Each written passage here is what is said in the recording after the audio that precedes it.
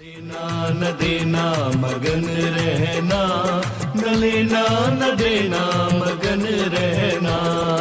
अपने आप परोसा है, ईश्वर पर ही भरोसा है। जो भी मिले उसमें खुश रहना, लेना न देना मगन रहना, न लेना न देना मगन रहना।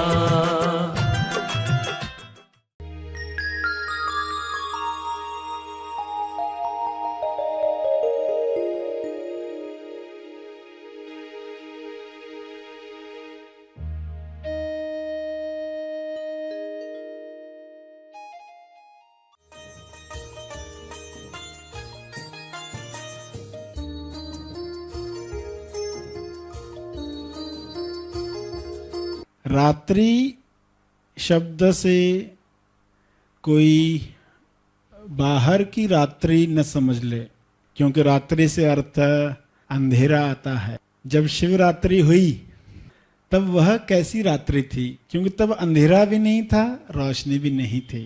क्योंकि अंधेरा और रोशनी तो मन के क्षेत्र की बातें हैं, संसार बनने के बाद आई हुई चीजें हैं। तेज ज्ञान फाउंडेशन द्वारा आयोजित ध्यान प्रार्थना बीज बोने के लिए आप सबका स्वागत करते हैं। रोज हम सब मिलकर प्रार्थना करते हैं ताकि हम खुद भी स्वस्थ रह पाएं और जो बीमार हैं उन्हें भी हम अपनी प्रार्थना का बल पहुंचा पाएं।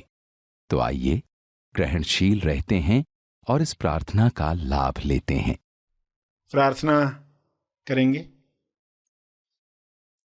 विश्व शांति प्रार्थना।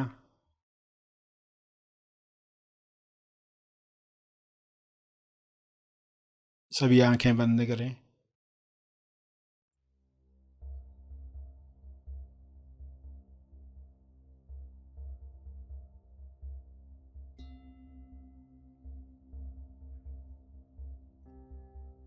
हे परम चेतना,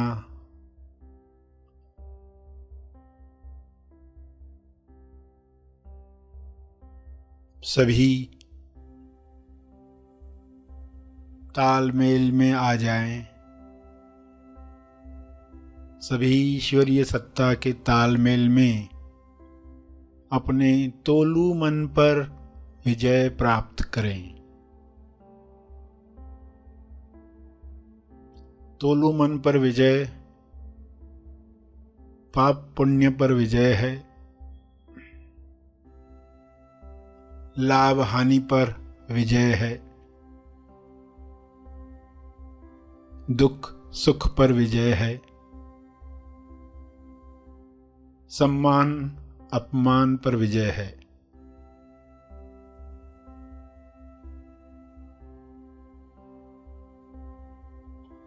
सभी सहज मन के साथ जो सशक्ति मन है, जिसकी शक्ति विश्व के सभी मनों से जुड़कर दिव्य योजना के कार्य कर सकती है। डिवाइनली डिजाइन जो प्रोग्राम है हर मनुष्य में काम करे, जैसे हर जीव में काम कर रहा है। हर जानवर हर पौधा अपने डिवाइन प्रोग्रामिंग के अनुसार खुल रहा है, खिल रहा है। मनुष्य भी इसी के साथ तालमेल में आ जाए, प्रेम आनंद मौन में खुले खिले और सभी को प्रेम आनंद बांटे। सभी अपनी शक्तियों को पहचाने। जब इंसान अपनी शक्तियों को जान जाता है तब दूसरों से छीनने का कार्य नहीं करता। दूसरों से ईर्ष्या करके खुद को दुख नहीं पहुंचाता। ईर्ष्या द्वेष घृणा से बीमारियों को आकर्षित नहीं करता। हे परमात्मा, हर मनुष्य से नफरत, द्वेष, घृणा, डर समाप्त हो जाए ताकि सारी बीमारियां समाप्त हो जाएं। सभी सहज मन के साथ आहार ग्रहण करें, भोजन खाएं, जिससे सभी स्वस्थ रहें। तोलू मन के अनुसार खाया गया अन्न बीमार करता है।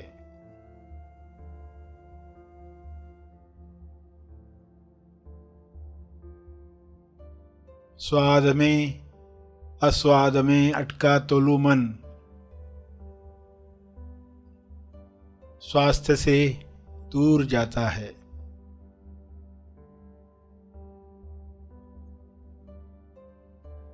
सभी की दिशा युक्त बुद्धि, विवेक, चेतना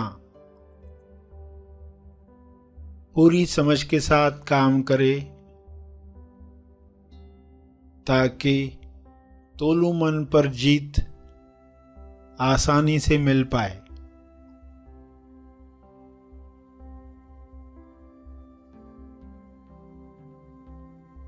ऐसा संसार जहां तोलू मन का रोल समाप्त हुआ है, उच्चतम विकसित समाज है।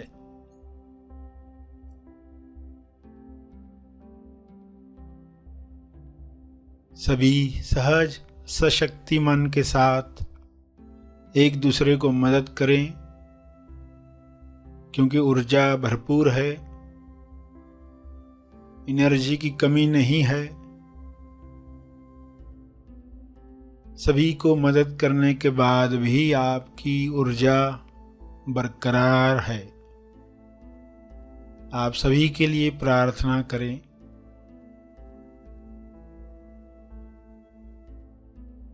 जो भी मनुष्य स्वस्थ हुआ है वह प्रार्थना करे, औरों के लिए प्रार्थना करे, सभी को अपने तप का बल प्रदान करे, सभी को आपके स्वास्थ्य का लाभ मिले, सभी को आपके तप का लाभ मिले। सभी के लिए की गई प्रार्थना आपका स्वास्थ्य बढ़ाती है, सहज मन की शक्ति बढ़ाती है, तोलू मन का रोल समाप्त करती है। इसलिए दिल से प्रार्थना करें, अपने शब्दों में प्रार्थना करें।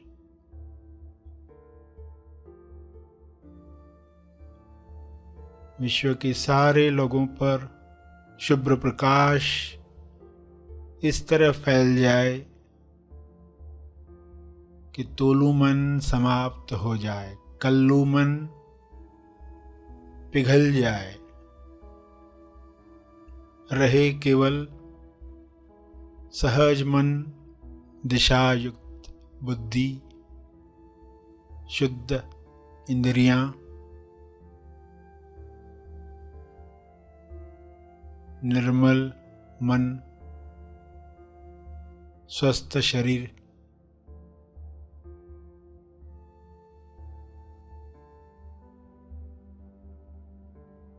प्रार्थना चलती रहे। अंत में अपने तप का बल, जो बल अर्जित किया है आपने ध्यान से, प्रार्थना से, समझ से, वह अर्जित बल सबको लाभ दे। इस शुद्ध भाव से तर्पण करें।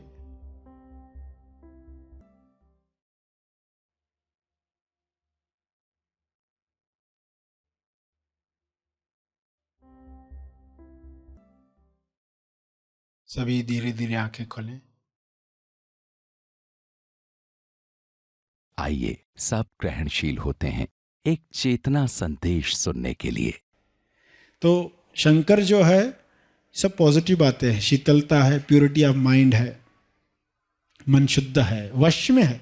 त्रिशूल है, साधना है ना, त्रिशूल है तो फिर पूर्ण पक गया है शरीर, पात्र है।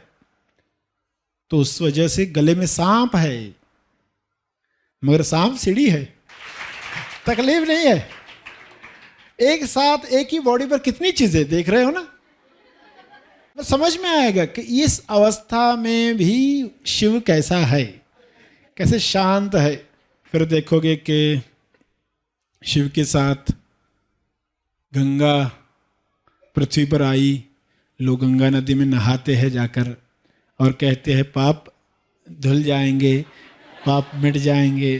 तो जिन्होंने बताया गंगा में नहाने से पाप खत्म होते हैं, उन्होंने बहुत गहरी बात सोची कि इंसान के अंदर अपराध बोध होता है, कुछ बातें, कुछ गलतियां हो जाती है, वो इंसान सोचते रहता है, वो अपराध बोध उसको खाए जाता है, वो जीवन नहीं जी पाता, आगे नहीं बढ़ पाता, सत्य की राह पर नहीं जा पाता।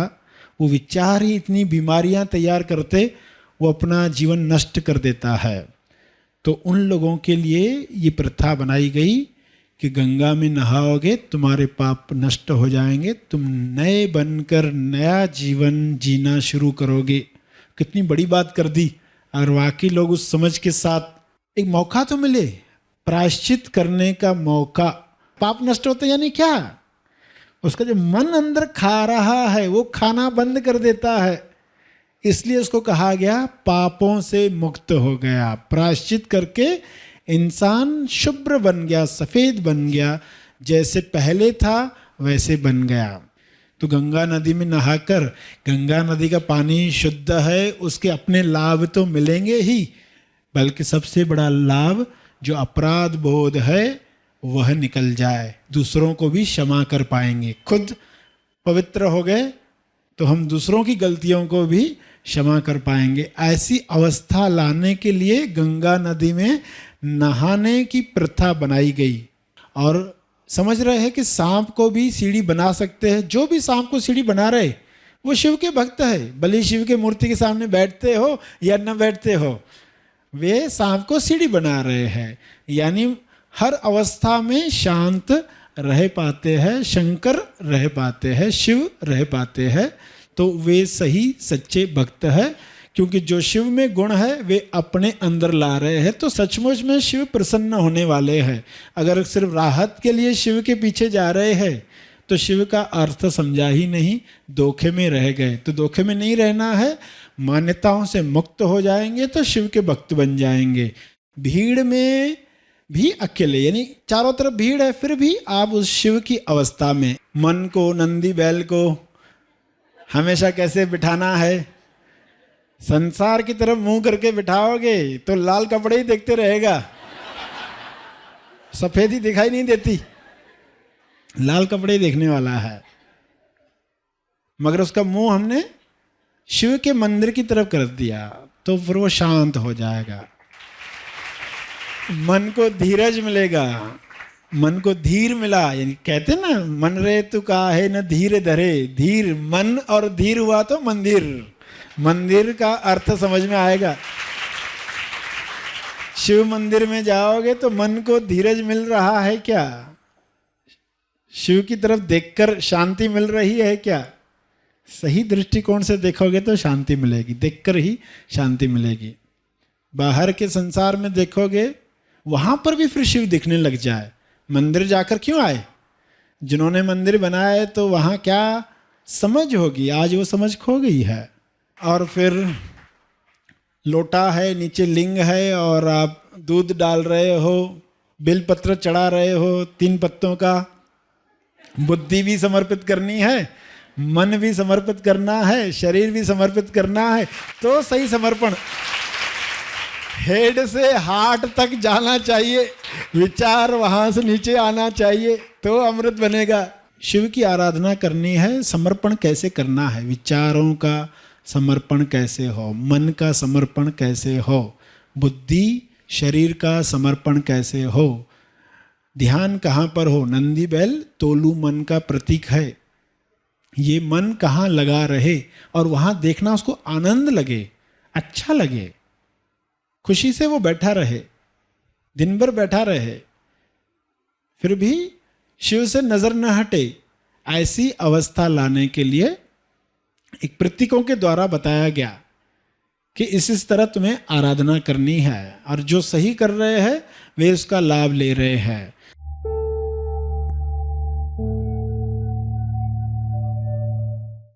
प्रार्थना और मार्गदर्शन का सभी ने लाभ लिया। आइए यहीं पर समाप्त करते हैं, कल फिर मिलेंगे। तब तक के लिए धन्यवाद। Happy thoughts.